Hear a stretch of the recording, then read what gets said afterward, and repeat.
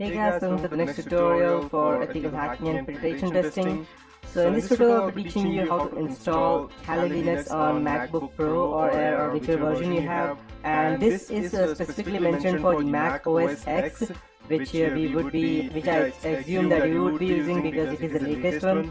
So the things that you would need would be the grub tool, the REFIND, the specific boot thing which you would be using, and the pros of installing would be using grub2 for EFI, which is simple and easy to use, and Mac OS X can be encrypted but requires extra work, and I would not be teaching you in this tutorial.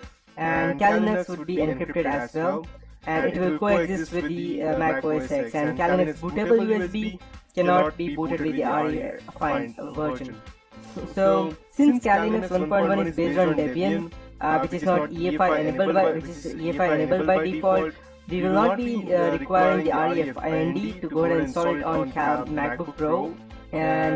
But still, just in case if you have any older version of MacBook, then you would require, if you have any version earlier than MacBook 2012, then you would require REFIND. So you can go on Google on this website. I'll just go ahead and open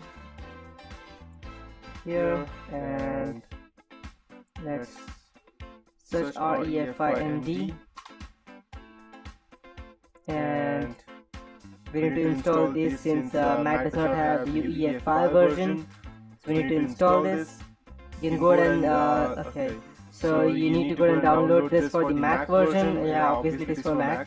So once you install it, it will be able to get dual boot, and then you can go ahead and install this on your specific MacBook Pro. And you can see this the described processes, but this is not which we would be using because Kali Linux requires a different thing. So first thing first, install REFIND on MacBook Pro, and then boot up your MacBook and download the REFIND binary zip file and extract it. Once you have extracted it, open your terminal and type to CD downloads, and then go ahead and start. Let's assume that I have this MacBook Pro. So if this is my MacBook terminal, go to your CD REFIND and whichever directory you have, and since I won't have, I'll just be assuming. And once you have the specific folder, just going to type /install/sh, and it will install everything related to REFIND inside your MacBook Pro. And at the MacBook Pro OS X, execute the disk utility, create a new partition and make it as two, one for Macintosh HD, that's hard disk, and new one for Macintosh HD2. And then remove the newest created partition, do not format it, leave it as it is, and after that shut it down. Insert Kali Linux Live, install USB to the MacBook Air, MacBook Pro, and then power on your MacBook Pro with long pressing Option key. When the Kali Linux boot menu is displayed, select Live AMD64 and press the tab to add persistent at the end of the line. The Kali Linux will be installed and install it as per your normal process, as today we do that. So next time when you go ahead and try to run the Kali Linux, it will ask you whether to start the MacBook Pro or to install to run the normal version, that is Kali Linux. So once you have all of these things, next thing that we need to do is to go ahead and install the live USB. So before I proceed, let me explain to you what live USB is. I'll just go ahead and open the Kali Linux website, and I'll just type Kali Live USB. So what this does is that you need to boot your computer or laptop, whatever it is, through your USB drive. You need to go ahead and make your USB drive bootable for your Kali Linux, and once you have that, you can straight away go ahead and connect it to your computer and run your Kali Linux even without installing it on your computer. So once you could do that, no matter what you do, you will not be there would be no trace of you getting caught even if anything goes wrong or for any other thing. And just one more thing, if you go and install the live USB, you won't be able to update that unless you go and install the Kali Linux persistent. So, and you need to have the unit boot in order for it to go ahead and convert your Kali Linux inside a USB to make it bootable. Or you can use the Win32 disk imager, which I will let me show you. Win32 disk imager. If you have a Windows operating system, then you can go ahead and run this Win32 disk imager, through which you can go ahead and boot your ISO into your USB drive, and you have this on your source.net. Just download this, install it, and it will run. And as you can see that once it is bootable, you can straight away go ahead and run each and everything. And if you need to make it persistent, there is still a way. Persistent means that you would be able to upgrade, and any changes that you make will be saved in your USB drive.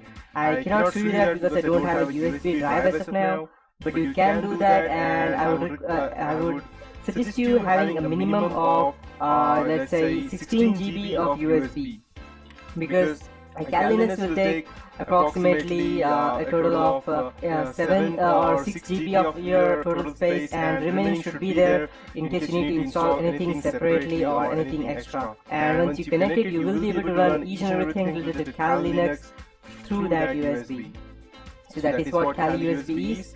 So now we know that, let's go ahead and configure the remaining things that we need. So I can go ahead and show you as to the next thing that we need to do is we need to update our social engineering toolkit. It will be, to start that, just type SETOOLKIT. Once you hit enter, it will start, and type yes, enter, it will start. So need to update all the third-party modules and SCT configuration. So just type 3, as you can see that 3 means third-party modules. So you can see we have these 2 modules over here. To update these things, go ahead and update the social engineering toolkit that would be 4, and it will go ahead and check all the updates and get itself the latest updates. After that, go ahead and update your SCT configuration, type 5 and hit enter, and yes, we have all the latest updates. The next thing that we would need to do would be to go ahead and update the MSF console. So I need to type MSF console, and we need to go ahead and update that. So that, because sometimes what happens is that it's not updated along with your normal repositories. That's the reason we need to go ahead and specifically install that.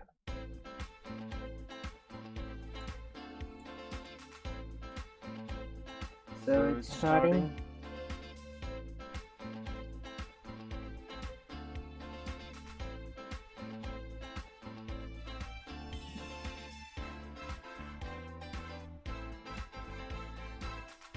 It can take a bit of time to start. Things that we need to go ahead and install would be, let's check if we have the library office over here. Okay, we don't have the library office, let me check. Okay, we don't have the library office. And as you can see that this is the Metasploit framework, which has 1389 exploits as of now, which are out of which 788 are auxiliary, and 356 payloads, out of which 37 are encoders. So to update this, which I will be teaching you later on, so first we need to update. So just type MSF update and hit enter, and you can go ahead and expect weekly updates on using this method, because you cannot find such kind of updates on a daily basis or when you go and type your normal aptitude get install, so or aptitude get update. So this is one way of doing that. And along with this, we need to install the Java and the Adobe Flash as well. So we'll go ahead and also type apt get install open jre /sdk/ don't remember exactly, let's check. Okay, install Java Kali Linux and install Adobe Flash and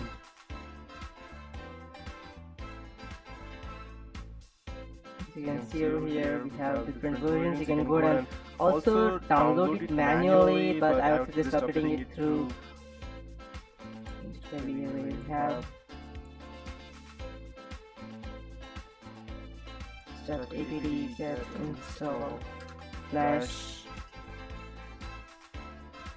and yeah, that's freaking non-fixed. Perfect, we have it. So I'll just, by the time I'll just install this.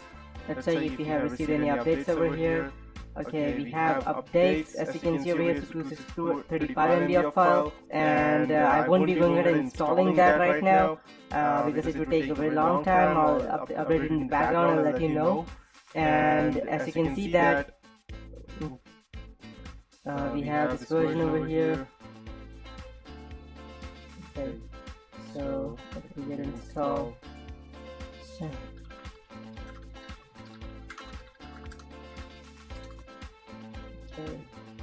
Okay, here we have it. I'll just copy that and paste it over here. apt-get install open jdk-7-jre, and yes, I need to install that. Yes. Okay, I did not press yes, that's the reason it was not able to authenticate it. And after that, we can also go ahead and type apt-get install flash plugin -non-free, and it will get installed again. These are the few basic things that you need to remember to go ahead and configure these things. And once you have all of these things ready, updating these things, upgrading and installing these specific things, after that we can go ahead and start attacking your Windows 7.